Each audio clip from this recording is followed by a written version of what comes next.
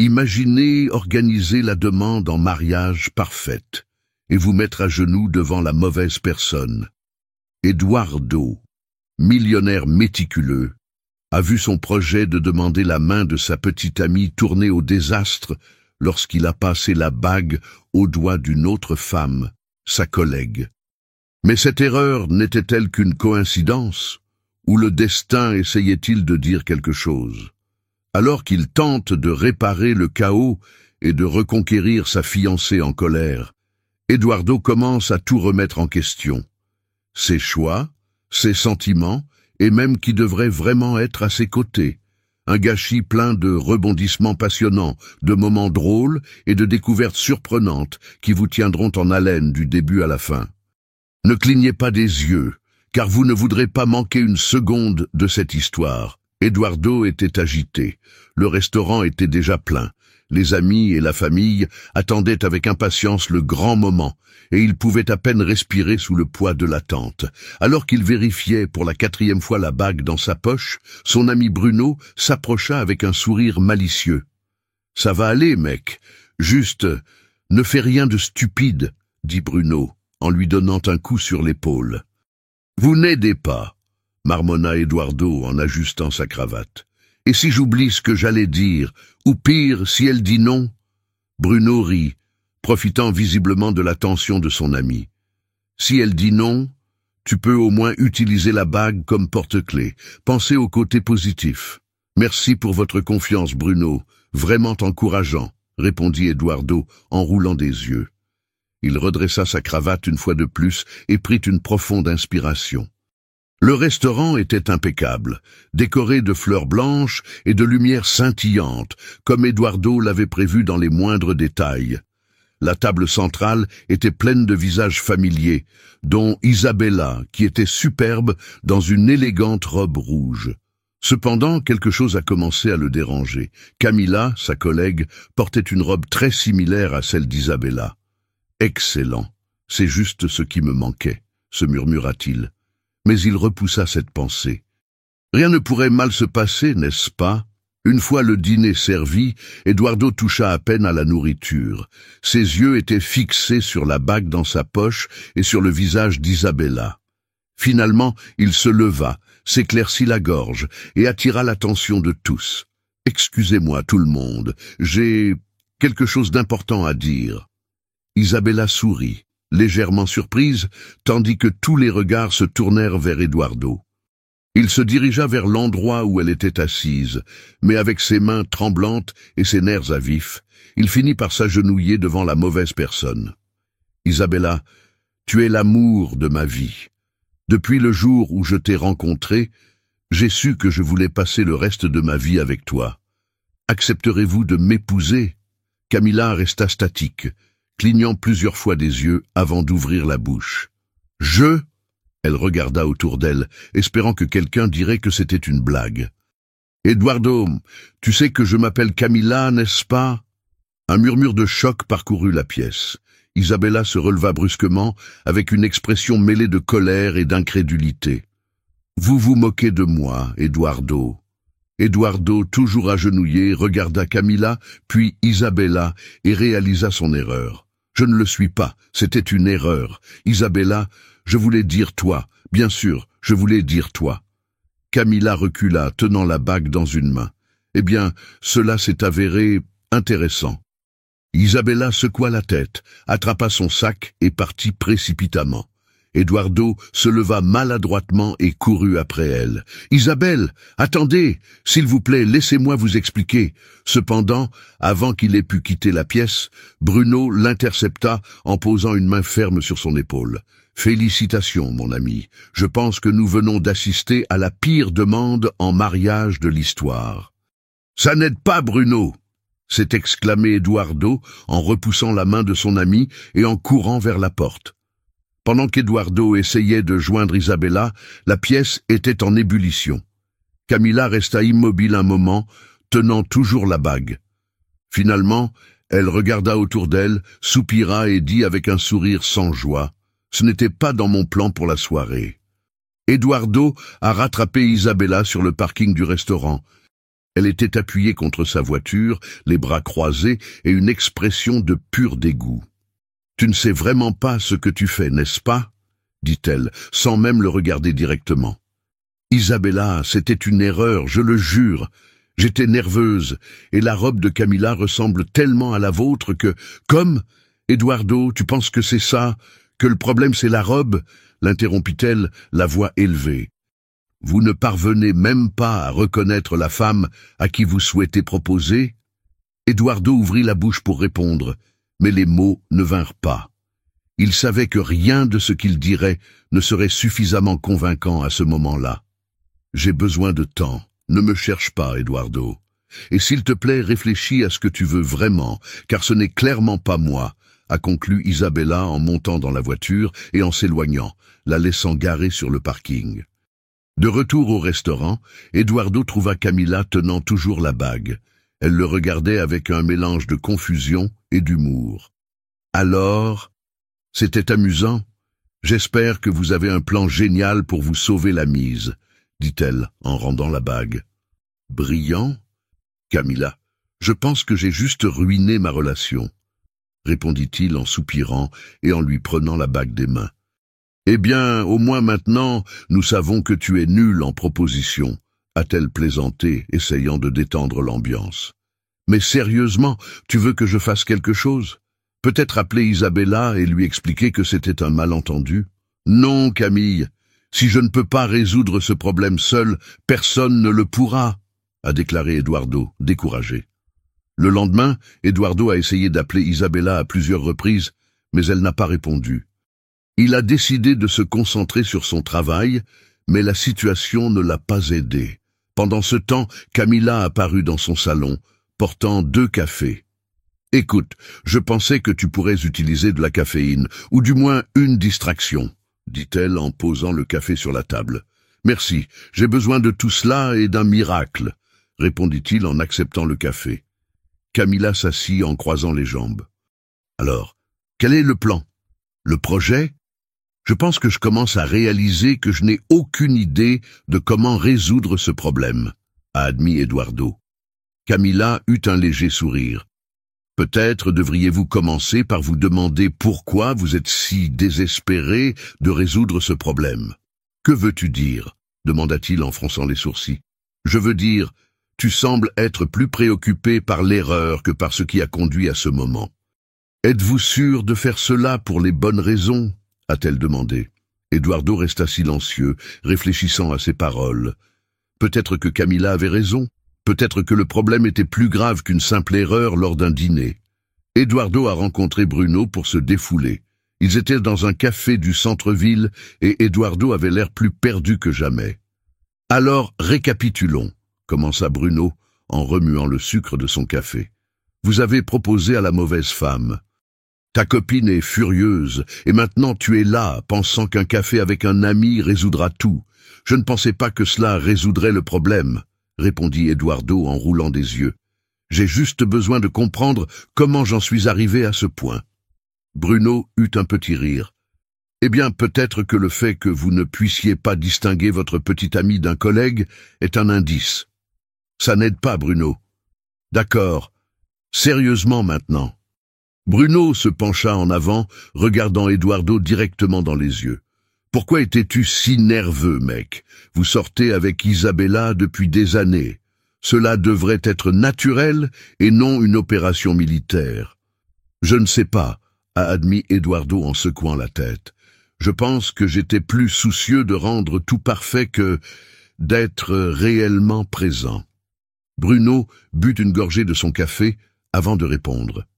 Peut-être que l'erreur avec Camilla n'était pas une simple erreur. Avez-vous déjà pensé que votre subconscient pourrait vous dire quelque chose? Mon subconscient? Demanda Eduardo en fronçant les sourcils. Ouais, comme...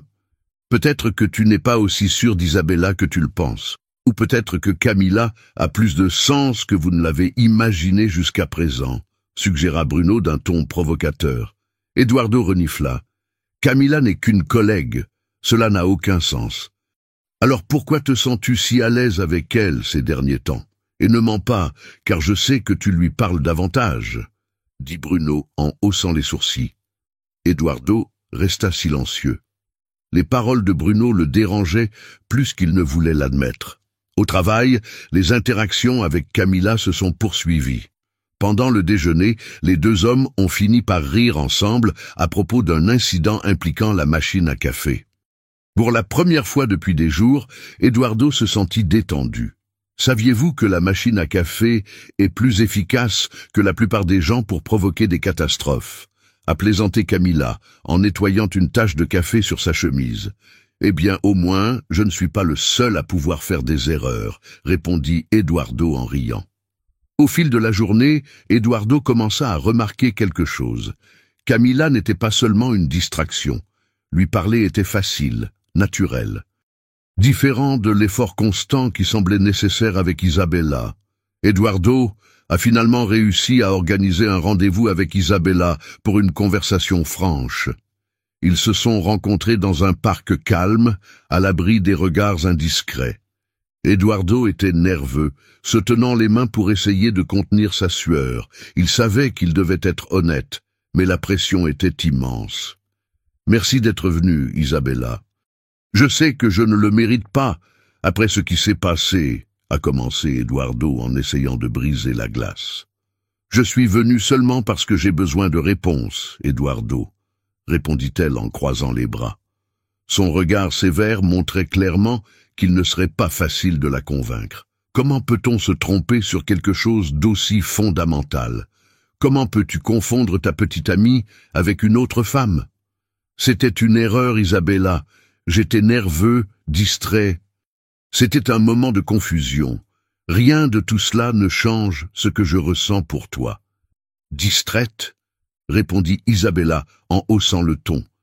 Nous sommes ensemble depuis des années. Comment peux-tu être distrait quand il s'agit de me demander de t'épouser? Eduardo inspira profondément. Je savais que n'importe quelle excuse ne ferait qu'empirer les choses.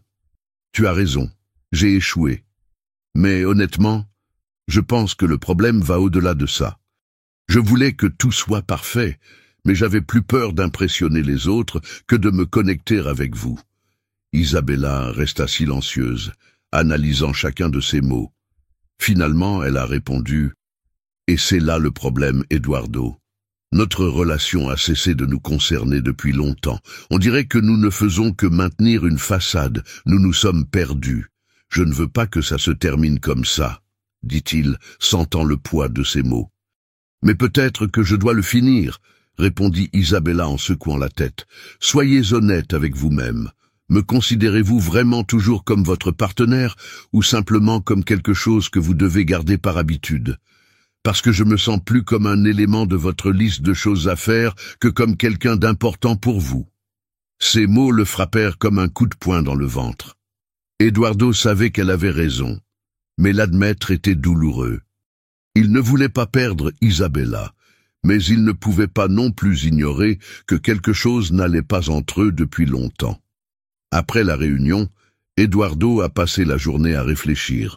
Il savait qu'il devait être honnête avec lui-même, même si cela impliquait d'admettre des choses qu'il préférait ignorer.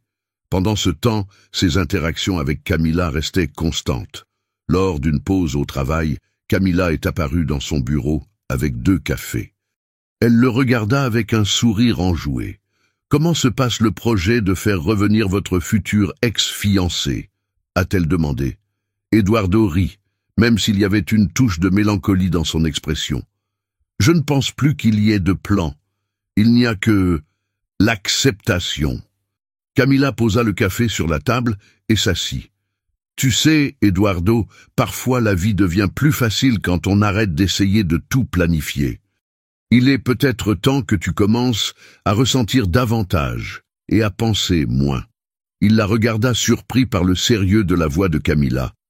Pendant un instant, Eduardo remarqua quelque chose qu'il n'avait pas remarqué auparavant.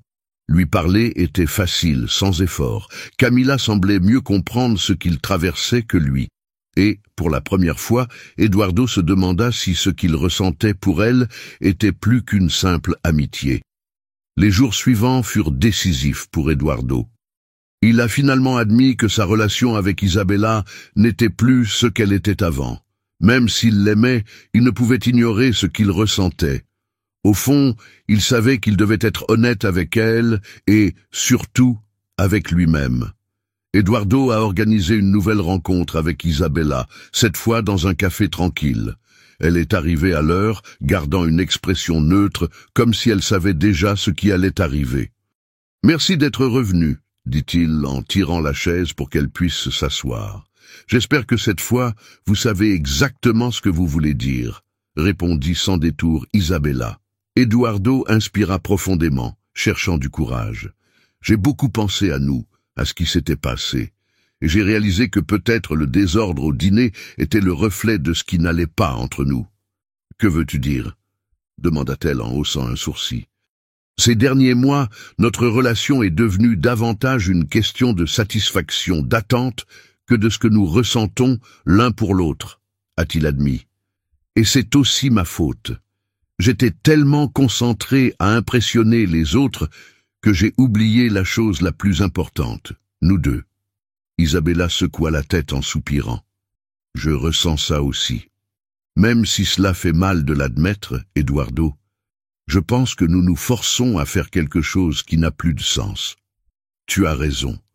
Et je veux que tu sois heureux, même si cela signifie que nous nous séparons. » Il y eut un long silence entre eux. Finalement, Isabella sourit, un sourire triste mais plein d'acceptation. « Merci d'être honnête. Et aussi étrange que cela puisse paraître, je pense aussi que c'est ce qu'il y a de mieux pour nous. » Eduardo sentit un poids se détacher de ses épaules. Même si c'était douloureux, il savait que c'était la bonne décision. Quelques jours plus tard, Eduardo a retrouvé Camila au travail. Il hésita un moment, mais décida qu'il était temps d'être honnête avec elle aussi. « Camila, puis-je te parler une minute ?» a-t-il demandé. « Bien sûr. Ne me dis pas que tu as encore confondu quelqu'un ?» a-t-elle plaisanté en riant. « Cette fois, je suis sûr de ce que je veux dire, » a-t-il répondu en souriant. « J'ai réalisé quelque chose ces derniers jours, quelque chose que je ne voulais peut-être pas admettre auparavant. » Camila haussa un sourcil, intriguée. « Et qu'est-ce que c'est ? Le fait de te parler, d'être à tes côtés, est ce qui me met le plus à l'aise ces derniers temps. Et je ne sais pas où cela pourrait nous mener, mais j'aimerais le savoir. » Camila resta silencieuse pendant quelques secondes, puis répondit avec un sourire. « Tu sais que c'est la demande la plus étrange que j'ai jamais reçue, n'est-ce pas ? » »« Absolument. Mais j'espère que vous y réfléchirez, » dit-il, essayant de contenir sa nervosité. « J'y réfléchis, Eduardo. Mais allons-y doucement, d'accord ?